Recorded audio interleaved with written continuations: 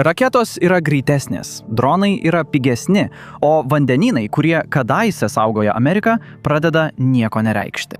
Artimieji rytai nėra tik regionas, tai detonatorius. Karibai pavertė artumą spaudimu, Arktis tai raketų koridorius, o ramusis vandenynas. Viena klaida gali virsti pasauliniu konfliktu.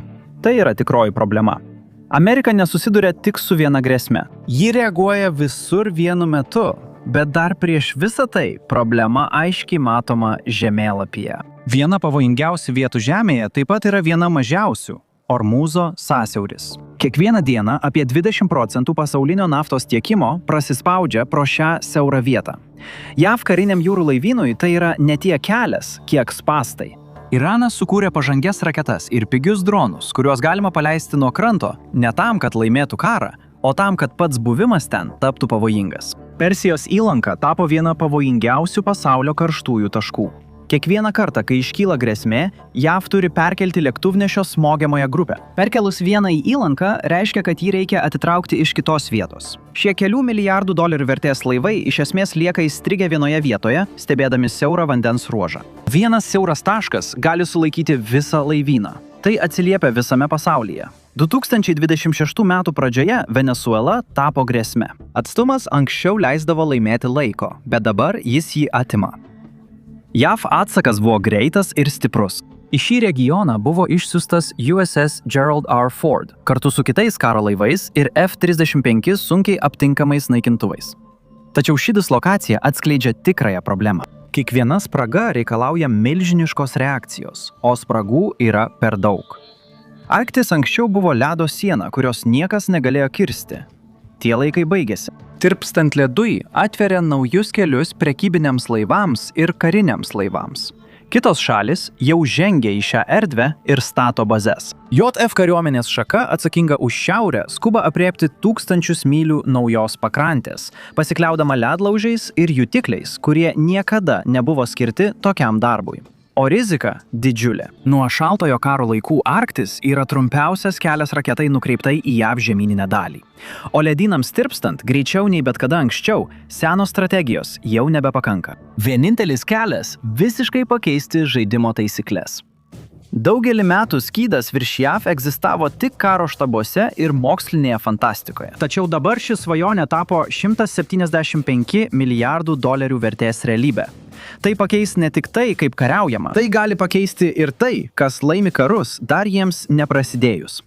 Amerika šiuo metu yra pažeidžiama raketų atakoms. Ne todėl, kad ji silpna, o todėl, kad pasikeitė karo taisyklės. Vienintelis dalykas, stabdantis nuo grybo formos debesį keliančios katastrofos, yra baimė dėl atsakomųjų veiksmų. Tačiau atgrasimas veikia tik po pirmojo žingsnio. Amerika nori tai pakeisti. Ji nori visiškai sustabdyti pirmąjį žingsnį. Tarpžemyninė balistinė raketa elgėsi kaip beisbolo kamuoliukas, metamas per lauką. Ji iškildavo aukštai į dangų, o tada vėl krisdavo žemyn. Tas kelias buvo nuspėjamas. Radiolokacinės sistemos galėjo ją pastebėti. Kompiuteriai galėjo apskaičiuoti, kur jį nusileisti. Numušti raketą vis dar buvo sunku, bet bent jau už to slypinti matematika buvo suprantama. Hipergarsinės raketos sulaužė tas taisyklės. Jos ne tik juda greičiau, jos yra nenuspėjamos. Žema skrydžio trajektorija, nuolatiniai manevrai, minimalus įspėjimo laikas. Kai jos aptinkamos, lieka tik kelios sekundės. Seni radiolokaciniai įrenginiai sunkiai spėja reaguoti. Dauguma jutiklių buvo sukurti žiūrėti aukštyn, sekti taikinius, judančius nuspėjamomis trajektorijomis, bet jie nėra pritaikyti aptikti kažką, kas juda mylę per sekundę ir skrenda vos virš paviršiaus. Žmogui nepakanka laiko priimti sprendimą. Net ir senesniems kompiuteriams neužtenka laiko apskaičiuoti perėmimą. 2025 metų gegužės 20 dieną prezidentas Trumpas paskelbė apie naują gynybinio skydo, vadinamo auksiniu kupolu, projektą. Kiti bandė, bet pasitraukė, kai skaičiai nepasiteisino. Tačiau tai buvo prieš tai, kai techninė įranga pasivijo. Lėšos jau atidėtos, o statybos jau prasidėjo. Pirmasis mokėjimas jau atliktas. 24,4 milijardo dolerių patvirtinta pagal įstatymą One Big Beautiful Bill Act. Dar 13 milijardų dolerių yra numatyta 2026 metams. Tačiau, kai skaičiuojate vystymą, pasaulinį diegimą, priežiūrą ir būtinybę pakeisti palydovus orbitoje, tikrosios išlaidos neapsiriboja milijardais. Jos labai greitai pasiekia trilijonus, nes visiškas saugumas neprasideda Žemėje. Jis priklauso nuo to, kas valdo tai, kas yra virš jos ir kas juda aplinkui. Ir tokio pobūdžio spaudimas kainuoja ne tik pinigus, jis viską išsekina. Mašinos genda, sistemos sugenda, žmonės pervargsta. Taigi net prieš įvykstant pirmajam perėmimui, sistema jau yra išbandoma. Ne karu, o vien tuo, kiek kainuoja ją tiesiog palaikyti gyvą. Investuojant dabar, tikslas yra sustabdyti nesibaigiantį laivų judėjimo ir milijardų išlaidų ciklą ateityje. Padarius sausumą nepasiekiamą, pasikeičia pasaulinės galios dinamika. Dėmesys nukreipiamas nuo vandenyno į kosmosą. Tai skirta užbaigti pažeidžiamumo erą ir pradėti naują amžių, kuriame žemėlapis nėra tik problemų, kurias reikia spręsti, sąrašas. Naudojant šią technologiją siekiama sukurti skydą, kuris išliktų, net kai likęs pasaulis paskendęs chaose. Auksinis kupolas sukurtas tam, kad susigrąžintų prarastą laiką. Ir tai nėra tik viena sistema, tai tinklas. Tūkstančiai tarpusavėje sujungtų palydovų be jokių aklųjų zonų. Jutikliai seka paleidimus vos tik jie įvyksta ir išlieka užfiksavę taikinį, nesvarbu, kaip greitai jis juda ar kiek besisuktų. Kai grėsmė nustatoma, perėmėjai gali įsitraukti anksti. Net ir pagreičio fazėje tikslas nėra laukti ir perimti paskutinę akimirką. Tikslas – pašalinti grėsmę dar prieš jai tampant grėsme. Visų duomenų apdorojimas yra per sudėtingas bet kuriam žmogui. Čia įsitraukia dirbtinis intelektas.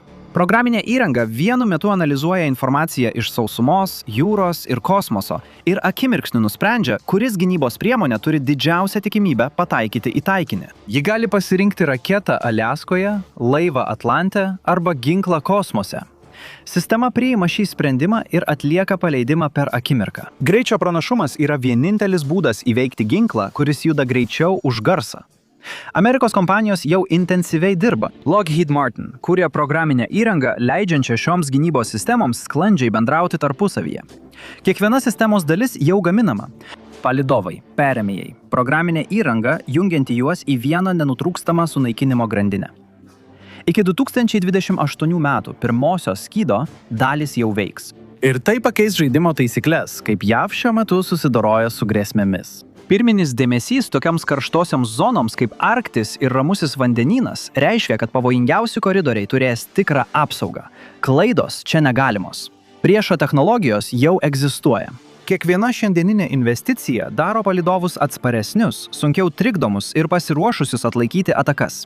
Taigi, kai skydas bus įjungtas, jis iš tikrųjų veiks. Šis projektas visiškai keičia pasaulio veikimo principus. Sukūrus skydą, kuris veikia nuolat, Jungtinėms valstijoms nebereikia reaguoti į kiekvieną kitos šalies žingsnį. Sėkmė reikštų, kad lėktuvnešio nebereikėtų laikyti kiekviename vandens kelyje, kad šalis būtų saugi.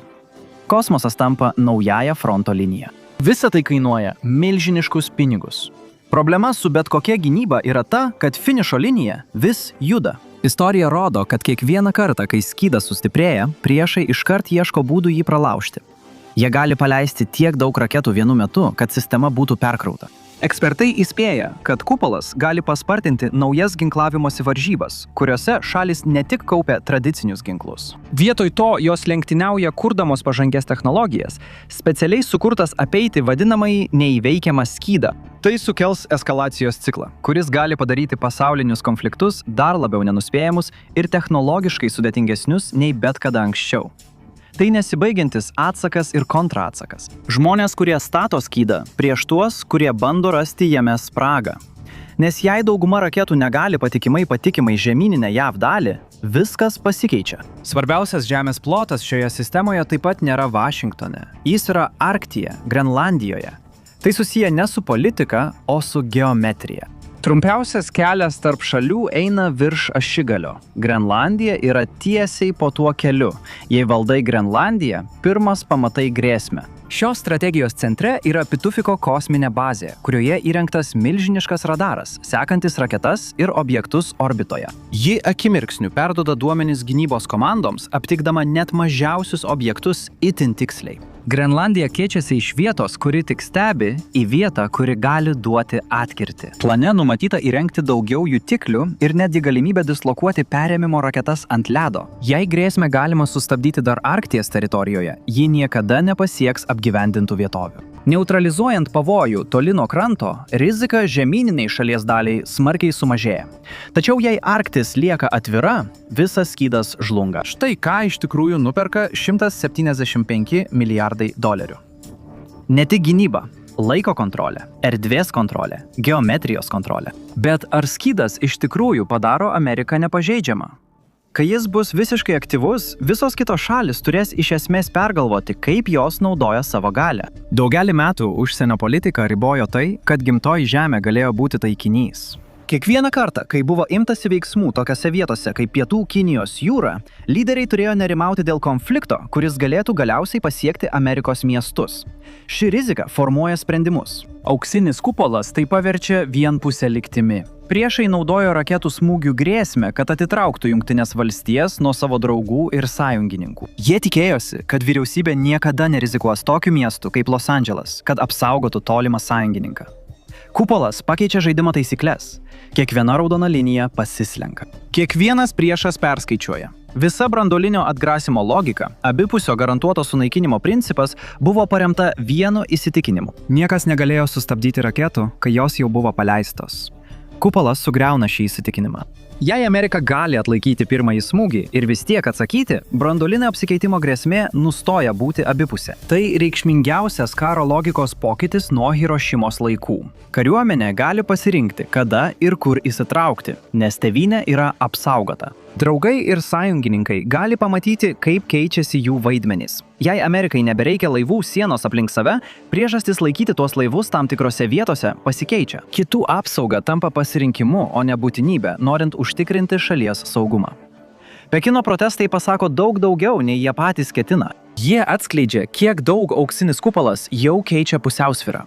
Jų argumentas paprastas. Jei viena tauta gali smogti nebijodama atsakomųjų veiksmų, senosios karo taisyklės nebegalioja. Vien ši baimė jau keičia elgesį. Rusija jau koreguoja savo strategiją, o kitos šalys supranta, kad susiduria su žaidimu, kurio dar iki galo neperprato. Žinoma, didžiausias kupolo priešas gali būti ne balistinės ar hipergarsinės raketos, o doleris. Norint jį išlaikyti veikiančių dešimtmečius, reikia milžiniško finansavimo. Kiekvienas atnaujinimas, kiekvienas jutiklis ir priežiūros ciklas kainuoja, o infliacija, besikeičiantis biudžetai ar politinės krizės gali palikti spragas apsaugoje arba atidėti svarbius patobulinimus. Galiausiai, net ir pažangiausias skydas yra toks stiprus, kokį jį leidžia išlaikyti finansavimas. Finansavimas nėra tik skaičių žaidimas. Jis lemia, kaip Amerika iš tikrųjų gali apsiginti. Dešimtmečius JAV turėjo vaikytis grėsmių anapus vandenynų. Auksinis kupolas tai keičia ir pasaulis pradeda tai pastebėti. Jis ne tik gina tėvynę, bet ir keičia pasaulinių konfliktų taisyklės. Pirma šalis, kurios dangų neįveiks nė viena raketa, gali būti pirmoji visiškai perrašysianti pasaulį. Baigėsi era, kai reikėjo visur reaguoti vienu metu. O kai auksinis kupolas bus užbaigtas, pasaulis sužinos bauginančią tiesą. Kai kurie žaidėjai tiesiog negali pakęsti pralaimėjimo. Ačiū, kad šiandien buvote su manimi. Tikiuosi, jums patiko šis vaizdo įrašas. Jei norite matyti daugiau tokių vaizdo įrašų, apsvarstykite galimybę prenumeruoti ir įjunkite pranešimus. Tai tikrai svarbu. Dar kartą ačiū ir pasimatysime kitą kartą. Mat pake.